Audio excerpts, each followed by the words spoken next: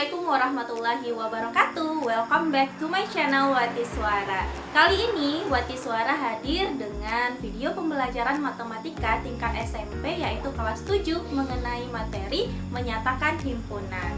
Nah, video ini khusus untuk siswa-siswi SMP yang masih kelas 7 yang butuh materi dan penjelasan tentang himpunan.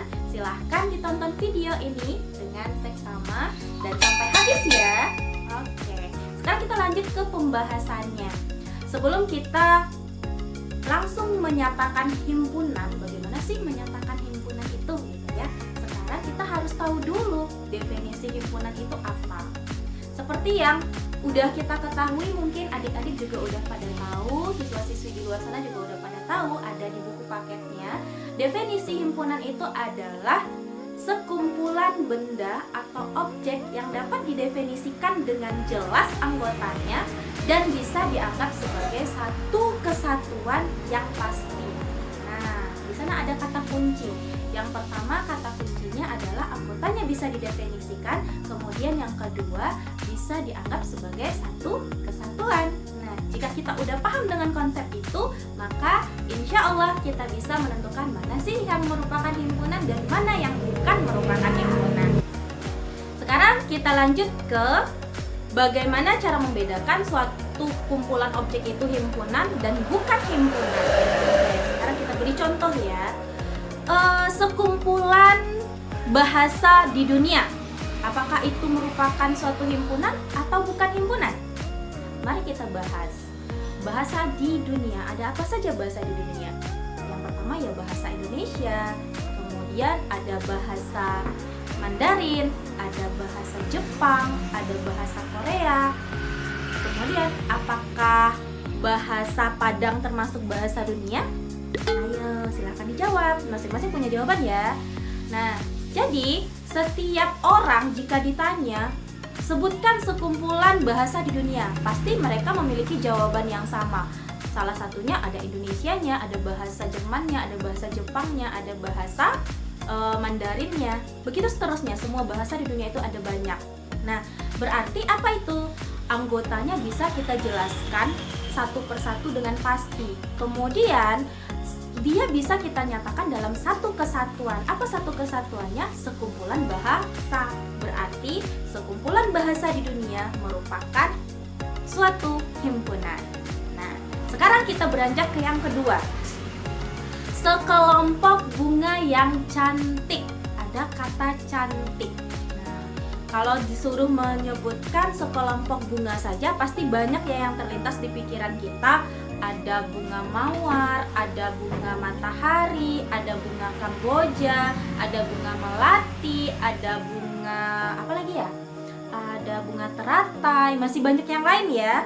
Namun jika dibilang sekelompok himpunan bunga yang cantik, berdasarkan kata sifat cantik itu masing-masing orang memiliki definisi yang berbeda.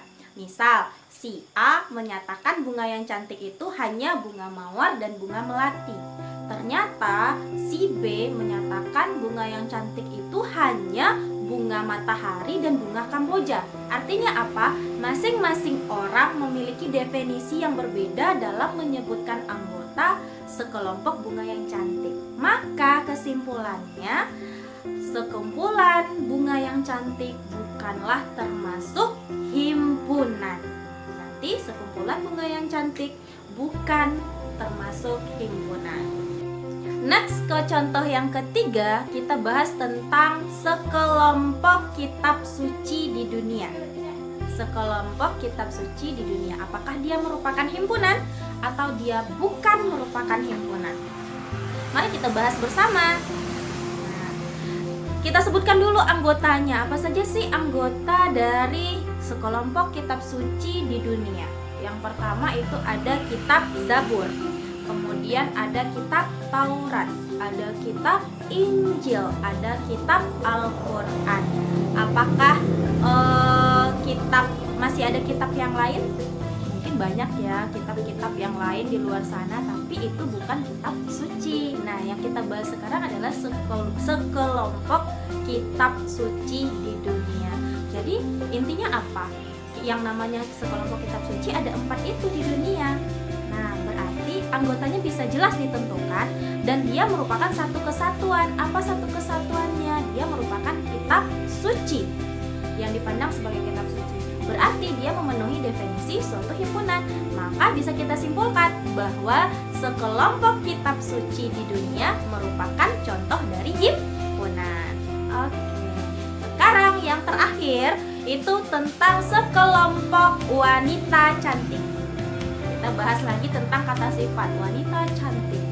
Bagi si A, sekelompok wanita cantik yang dia kenal adalah ada Ayu Ting Ting, Inul Daratista, kemudian ada Syahrini, Incesnya Indonesia gitu kan. Nah, apakah itu merupakan suatu himpunan? Ternyata ketika ditanya ke si B, dia jawab, sekelompok wanita yang cantik itu adalah Aisyah, Siti Khadijah, kemudian Fatimah, dan sebagainya. Ternyata apa? Dari dua kasus itu, dua orang saja sudah memiliki persepsi yang berbeda mengenai siapa wanita yang cantik menurut pandangan masing-masing. Berarti sekelompok wanita yang cantik itu tidak bisa kita kategorikan sebagai himpunan karena anggotanya tidak bisa kita definisikan dengan jelas atau masing-masing orang memiliki persepsi yang berbeda untuk menyebutkan anggotanya.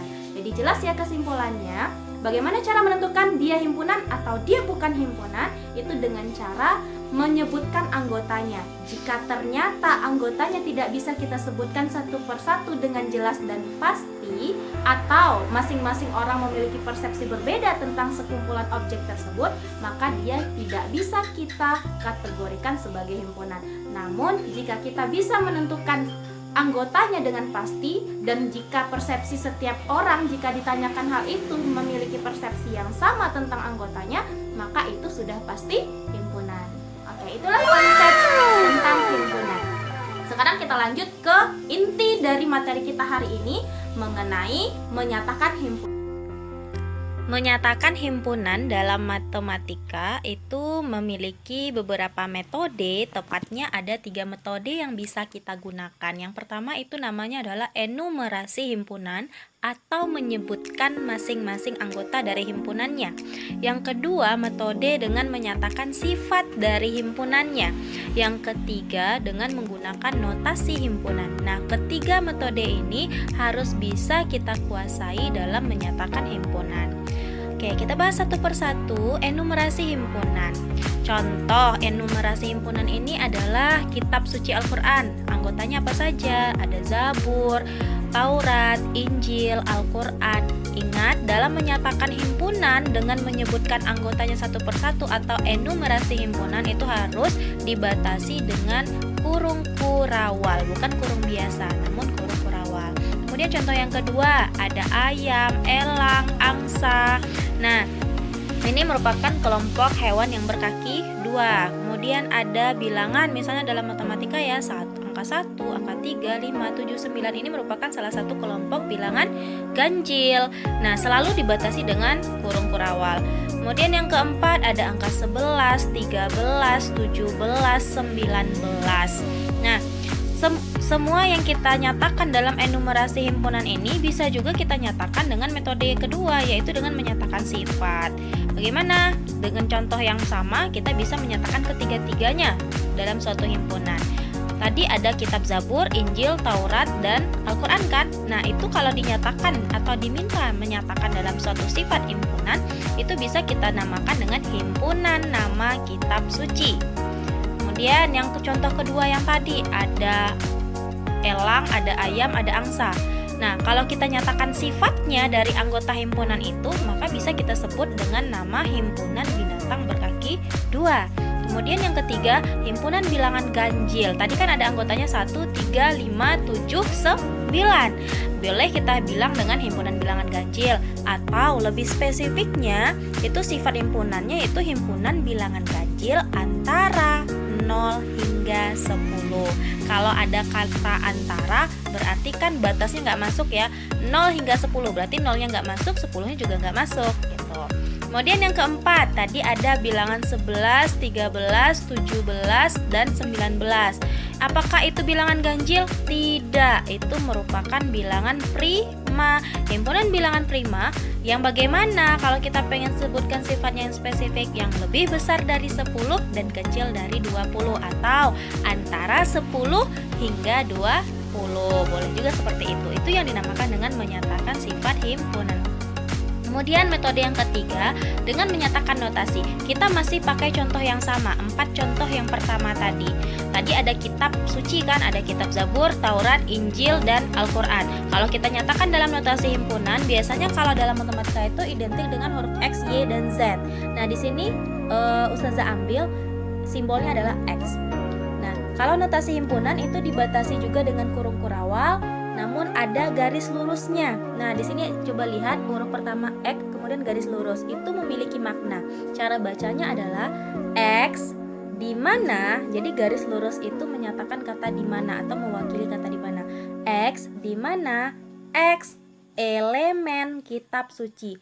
Huruf E yang seperti huruf E ini dinamakan elemen atau istilah lainnya adalah anggota dalam himpunan. Ini udah kita pelajari ya. X anggota kitab suci atau X elemen kitab suci. Jadi cara membaca notasi himpunan ini, X di mana? X elemen kitab suci. Harus pakai kurung kurawal. Kemudian tadi ada angsa, ada ayam, ada elang. Nah, sifat himpunannya tadi apa? Kumpulan himpunan binatang berkaki dua.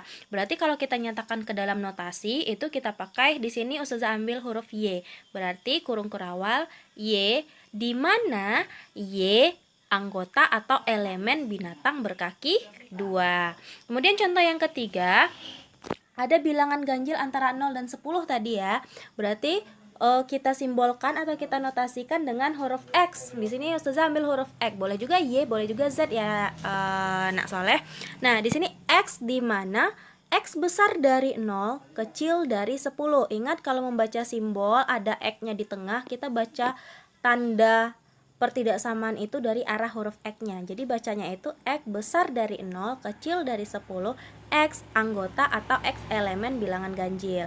Atau boleh lebih spesifik lagi, X di mana X besar dan sama dengan 1. Kenapa pakai tanda sama? Karena angka satunya masuk tadi ya, 1, 3, 5, 7, 9. Berarti X besar dan sama dengan 1, kecil dan sama dengan 9, X elemen bilangan ganjil. Jadi tanda kuncinya itu yang pakai tanda sama. Kalau tanda samanya pakai, berarti angka ujungnya masuk. Kalau tanda samanya nggak kita pakai, berarti angka ujungnya nggak masuk. 0 dan 10-nya nggak masuk gitu. Nah, itu perbedaannya. Boleh pakai cara satu, boleh pakai cara yang kedua. Kemudian contoh yang keempat dengan notasi himpunan. Tadi ada bilangan 11, 13, 17, dan 19. Nah, kita boleh pakai yang pertama ini. Z di mana Z itu besar dari 10, kecil dari 20, Z anggota bilangan prima. Atau kita pakai yang lebih spesifiknya yang pakai simbol besar sama. Berarti Z di mana Z besar dari besar dan sama dengan 11, kecil dan sama dengan 19, Z elemen bilangan prima. Nah, itulah 3 cara atau 3 metode yang bisa kita gunakan dalam menyatakan himpunan. Jadi hati-hati nanti ketika menerapkan di soal.